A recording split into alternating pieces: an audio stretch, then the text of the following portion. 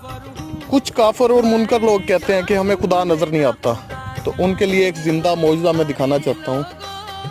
कि हमने गंदम तो इधर काश की हुई है, ये एक दाना कुदरती बाई चांस ये वाट या किनारे पे आ गया है, और एक दाने से जो टिल्लर बने हैं वो 150 या 200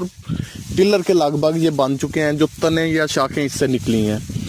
और इस एक दाने से जो दाने या सिट्टे बन रहे हैं आगे, उनका अंदाजा लगा लें, और हर एक सिट्टे से कितने दाने बनेंगे उस चीज़ का अंदाज़ा लगा लें। और ये एक दाने गंदम से कितने पौधे, कितने तने, कितने टिल्लर, कितने सिट्टे और कितने दाने बन रहे हैं। बस इतना ही कहूँगा। फाबे ये इलाही रब्बी कुमातु का ज़बान, अल्लाह पाक ने एक दाने से हमें कितने दाने और देने हैं, इन चीज़ों में खुदा की झलक नज़र आती है। ये एक मौजज़ा है आप लोगों के सामने, अल्लाह पे ईमान का, वहदानियत